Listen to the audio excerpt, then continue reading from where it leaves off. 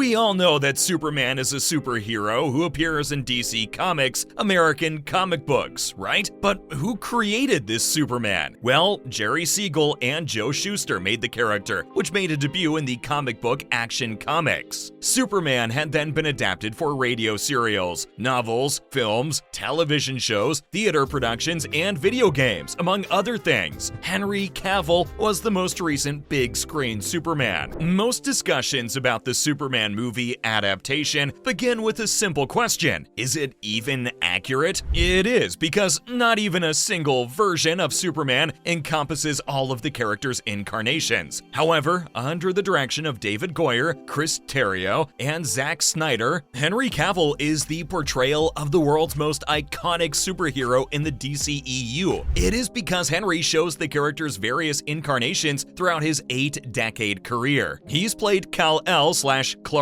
Kent in 3 films now. All of those films have leaned towards a darker interpretation of the character. Let's take a look at some of the ways Cavill's Superman is comic accurate. First of all, the appearance of Cavill's Superman is similar to that of the comics. Henry Cavill fulfills the most basic requirement of the role. He is tall, check. Dark, check. Handsome, check. Isn't that so? He probably does it more than any of his on-screen predecessors. Cavill brought a comic book accurate muscularity to his films that Christopher Reeve and George Reeves simply didn't have. This is most evident in the Man of Steel scene, where we see Kal without his shirt on. There are no pads here, people. Superman in any medium is as clean cut as they come. That's why fans may have been surprised to see Clark Kent with a full beard in Man of Steel. However, this has comic origins. In the golden and silver ages of comics, he oddly and repeatedly wore fake beards, though we see him shaving in the 1986 landmark reboot series Man of Steel. Henry is just so similar to the comic Superman in appearance, and it feels like the character was written for Henry himself. Moving on, the second reason is the leadership nature of Henry's Superman. Kal-El's biological father, Jor-El, made him the keeper of Krypton's legacy, and he proved it by saving the human race when it was needed. Similarly, Jonathan Kent, his adoptive father, wished for him to be responsible and noble. As mentioned in the comics, he proved them both correct. Henry's version of Superman is the most accurate one so far. Moving on to Superman's Kryptonian physiology. His power is iconic, to the point that it enables him to wield unparalleled power compared to that of a literal god. Fans had hoped to see some good Kryptonian-level action in a Superman film because the character is capable of incredible feats. Cavill's Superman succeeded where the other Superman films failed. His battles with Fiora in Smallville and Zod in Metropolis display his powers in all their glory. He made the fights appear to be true and accurate, just like the comic one. That's commendable. Superman, the ultimate Boy Scout, is a goody two-shoes who adores his mother. Clark's relationship with Martha Kent is one of the strongest in comic books. Unlike other heroes who have strained relationships with their parents, Clark has a wholesome and enthusiastic relationship with his mother. He isn't afraid to show affection towards his mother. Despite their darker tone, the DCEU films did an excellent job of portraying Superman as a mama's boy. When he sees Zod attacking his mother, he famously loses it and is willing to fight Batman to save his mother from Lex. He may be the Man of Steel, but in the presence of his beloved mother, his heart melts. Just like Superman, every superhero film needs a little emotional essence in it. Superman's relationship with his mother was a good, warm one in the comic book. Critics appreciated how Henry portrayed the comic character so well in terms of his emotional state. The death of Superman in 1992 was one of the most significant events in the modern era of comic books. Superman number 75 was an attempt to breathe new life into the character. He then became a national sensation and a watershed moment in the character's history. Another major event for Superman was his first on-screen appearance with Batman in Batman vs. Superman: Dawn of Justice, and his following defeat at the hands of the monstrous Doomsday. A battle between the two heroes results in bonding over Martha and a dark, liberal adaptation of the Doomsday battle. The battle is exactly depicted in the movie as its comic version, and Henry seemed seemed to be an action very similar to the hero in the comic. Henry is a phenomenal actor. The struggle to balance his two identities is an important aspect of Superman's characterization. There's Kal-El, the mighty man-god who serves as Earth's savior, and Clark Kent, a farm boy from Texas who longs for stability and happiness next to the woman he loves. The DCEU does a brilliant job depicting this dichotomy, especially in Man of Steel, as Clark questions his identity and purpose. Clark struggles with his duty towards the planet and his responsibility for those who he cares the most about throughout his journey in the DCEU. Cavill portrays Superman as someone who is always uncomfortable in his skin, and that too in such an excellent way. Moving on to the next, Superman's red trunks have been a recurring feature, a source of contention in Superman's wardrobe. The trunks, an original feature of the costume dating back to his first appearance, became out of date as the superhero style evolved. Batman lost him, but Superman remained as steadfast as ever. That changed with Man of Steel, in which the on-screen Superman wore the classic red trunks for the first time. This coincided with the debut of the DC Comics' New 52 reboot, in which the comic book character also tried it without his underwear on the outside. You might not notice this, but such details matter. The journey of Superman is one of self-discovery. The comic books show that even after years of serving the greater good, he is still naive in many areas of life. It took time for Superman to figure out when to use his powers and when to let the people decide for themselves. In Man of Steel, when Superman killed Zod, he learned an important lesson, that sometimes you have to go against your instincts. Cavill's Superman has learned a lot of lessons since then, and directors are not afraid to make a superhero a perfect being. This is something that comic books have been showing for a long time as well. From the character to the storyline itself, Superman is an exact depiction of its comic version. Superman: Secret Origins depicted Kal-El's childhood years in great detail. The story has been directly adopted by the filmmakers for the film. The film depicts Clark Kent discovering his powers, his struggle to fit in, and his bullying. The film Superman has perfectly adapted the story arc, making Cavill's Superman resemble the comic book character. Superman is reborn after his death in Doomsday and wears a black suit. This suit enables him to absorb solar radiation and heal more quickly. Although Cavill's Superman wears the black suit right away in the Justice League, Snyder's cut is more comic book accurate. From storyline to character representation, the resemblance can certainly not be denied. Henry Cavill and the Superman filmmakers did a great job in portraying the film version of the comic, and we can see that, especially when we see him not being afraid to admit his flaws, because even a god has his low moments, and that's the beautiful thing about him.